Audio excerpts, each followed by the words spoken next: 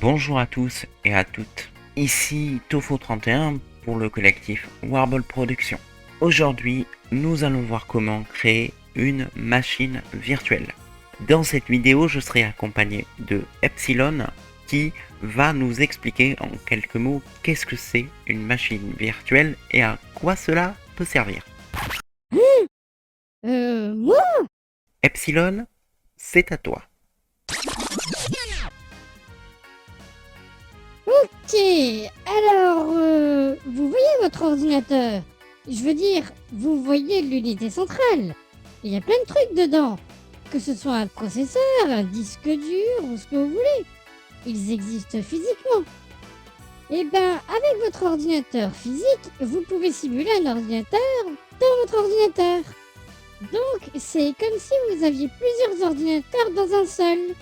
Moi, au début, j'ai cru que c'était que pour mon émulateur Mega Drive. Mais techniquement, ça ne fonctionne pas pareil. Les émulateurs, eux, ils simulent tout ce qu'il y avait dans la console ou autre appareil. Le processeur, la puce sonore, la puce pour afficher l'image, bref. Mais quand on parle de machine virtuelle ou d'ordinateur virtuel, on ne parle pas d'émulation, mais de virtualisation justement. Ça peut servir pour les entreprises à faire des économies en achetant moins d'ordinateurs physiques pour certaines utilisations, par exemple en réseau. Ça peut aussi servir pour essayer des systèmes d'exploitation ou des programmes sur un ordinateur simulé plutôt que de le faire sur son ordinateur normal dont on se sert tous les jours. Et comme ça, s'il y a un gros problème dedans, ou même carrément un virus, eh ben c'est l'ordinateur virtuel qui se fait infecter et pas l'ordinateur hôte. Ordi physique quoi. En fait, avec le logiciel que vous verrez aujourd'hui, il y a même moyen de créer des sauvegardes de l'ordinateur tel qu'il était à un instant T. Un peu comme si vous preniez une photo. Et du coup, si l'ordinateur virtuel est capote, vous pouvez remonter dans le temps en utilisant cette photo. Comme dans Life is Strange en fait. Les ordinateurs virtuels peuvent même être utilisés pour lancer des vieux programmes ou des vieux jeux. Bon, pour les vieux jeux, c'est encore le truc qui marche le moins bien en virtuel. Ça dépend beaucoup des jeux en fait. Mais mon ami MongoTD a pu faire tourner certains jeux, même parfois en 3D. Et surtout, des Hadibou. C'est trop bien, non? D'ailleurs, vous savez quoi? Je vous laisse, je vais y jouer. Merci beaucoup pour ton explication, Epsilon. J'ai été ravi de te recevoir dans cette vidéo.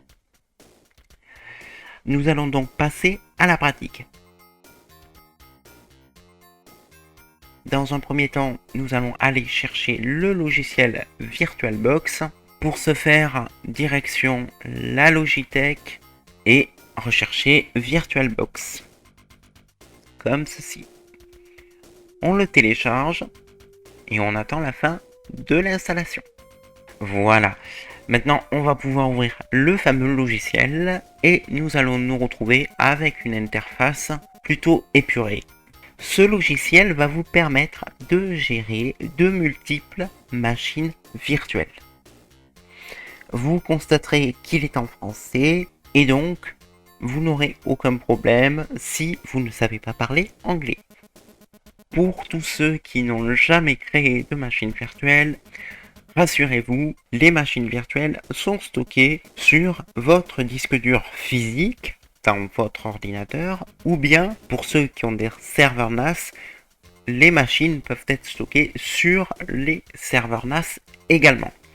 Cela dit, vous ne risquez pas d'endommager votre système principal puisque les machines virtuelles sont par défaut isolées. Avant de créer notre première machine virtuelle, je me dois de vous prévenir. Les ressources que vous allez utiliser pour créer votre machine virtuelle, à savoir l'espace disque virtuel utilisé, la mémoire vive utilisée et la puissance processeur que vous allez utiliser, sera à déduire sur votre matériel physique. Même si ce sont des machines virtuelles, celles-ci consomment les ressources de votre ordinateur physique. Donc faites attention lorsque vous créez vos machines virtuelles. Pour créer notre première machine virtuelle, nous allons avoir besoin des fichiers d'installation de notre système d'exploitation. Dans ce tuto, j'ai choisi de vous présenter ZorinOS qui est une distribution Linux accessible pour tous les débutants. Vous trouverez le lien du site dans la description. Ne vous inquiétez pas si le site est en anglais, la procédure est ultra simple. Lorsque vous allez arriver sur le site ZorinOS, cliquez sur Download ZorinOS. 3 versions vous seront proposées. La version Lite, qui est conçue pour les PC anciens, donc les vieilles configurations ayant peu de ressources. La version Core, qui est conçue pour les PC récents, que ce soit des portables ou des ordinateurs de bureau. Enfin, nous avons la version Pro, qui est une version payante, dans laquelle nous avons principalement des logiciels préinstallés et les pilotes NVIDIA qui sont disponibles dans le CD d'installation, dans l'image ISO quoi. Cliquez sur le bouton Download, puis Skip to Download. Et c'est parti. On se revoit une fois le téléchargement terminé. Voilà, l'image ISO est téléchargée. Vous pouvez la retrouver dans le répertoire de téléchargement. Nous allons donc créer notre machine virtuelle.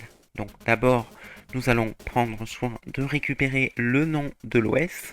Ce sera beaucoup plus pratique pour retrouver votre machine virtuelle si vous en avez plusieurs.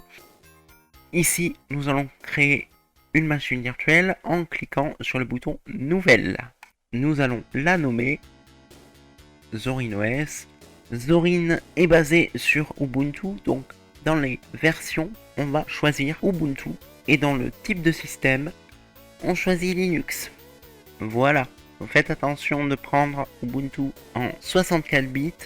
Ubuntu 32 bits n'est plus supporté par Canonical. Ici, on va choisir la taille de la mémoire vive. Par défaut, je mets toujours à 2048 la mémoire. Suivant. Ici, on nous propose un disque dur de 10 Go par défaut, mais nous allons en créer un de 30 Go pour avoir un peu plus de marge de manœuvre. On met notre disque dur en dynamique. Ici, on sélectionne la première option. Voilà. Ici, disque dur dynamique alloué. Et ici, on met 30 Go. L'emplacement de la machine virtuelle se trouve ici. Dans mon cas, c'est dans /home/tofo/virtualbox ZorinOS/ZorinOS VDI. Et je crée. Ensuite, nous allons configurer la machine virtuelle. Pour cela, on va cliquer sur le bouton configurer. Ici, tout va bien. On va dans les paramètres avancés. Là, je vais activer le presse-papier partagé et le drag and drop glisser déposer. Bidirectionnel, ce qui signifie que ça part de votre ordinateur physique vers la machine virtuelle si vous faites un glisser déposer ou si vous utilisez le presse-papier. Et inversement, ça peut partir de la machine virtuelle vers la machine physique. Ici, vous pouvez faire une petite description. Ici, si vous le souhaitez, vous pouvez chiffrer la VM. Cela dit, on ne fera pas cela dans le tuto ici. Dans la partie système, je vérifie avoir bien mes 2048 de mémoire vive, 2 Go. Au niveau des processeurs, j'en mets 2 minimum pour être tranquille. Et au niveau de la mémoire d'affichage, je mets toujours à 30, histoire d'avoir la paix. Voilà. Nous allons ensuite sélectionner l'image ISO que nous avons téléchargée pour procéder à l'installation. On va aller chercher ZorinOS, voici. Et on va valider par OK. Voilà, la machine est configurée. Il est maintenant temps de démarrer pour la première fois votre machine virtuelle. Pour cela, soit vous double-cliquez dessus, soit vous cliquez sur le bouton démarrer. Veillez à sélectionner la machine virtuelle que vous souhaitez démarrer et ne pas vous tromper si vous avez plusieurs machines virtuelles de créer.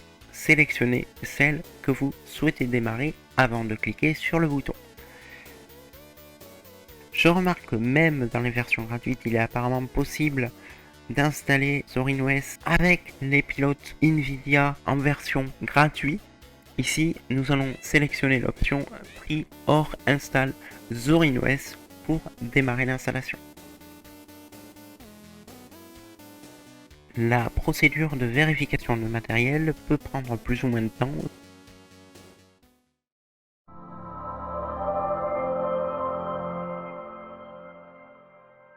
Voilà, nous sommes sur l'interface d'installation. Nous allons commencer par sélectionner notre langue, le français, puis cliquer sur installer ZorinOS. Ici, nous allons devoir sélectionner notre clavier. Si vous installez cela sur un Mac, un ancien PC Apple, vous pouvez sélectionner le français Macintosh qui vous permet d'avoir la configuration de clavier de votre Mac. Si vous êtes sur un PC physique classique, prenez le français AZERTY. Ici, on va tester si c'est les bonnes touches. Voilà, tout va bien. On va cliquer sur continuer. Ici, tout est précoché, tout va bien. Donc, on clique à nouveau sur continuer. Puis, cliquez sur installer maintenant. Ici, on va faire continuer. On va valider les options par défaut. On va sélectionner le fuseau horaire. Dans mon cas, c'est Paris. Ici, on va donner un nom au PC, mais ce sera également votre nom de session. Moi, je vais mettre PC-6 VM pour machine virtuelle. Ici, vous donnez un mot de passe pour votre session. Utilisez un mot de passe costaud. Moi, j'ai utilisé la barre espace, mais je vous le recommande pas. Barre espace pour aller plus vite dans le tuto. Continuez. Voilà, l'installation de Zorin est lancée. Vous n'aurez plus qu'à redémarrer une fois l'installation terminée. Voilà, ZorinOS est installé et vous êtes invité à redémarrer l'ordinateur. Voilà, c'est tout pour moi. Cette vidéo est désormais terminée. Je vous dis au revoir et à une prochaine fois.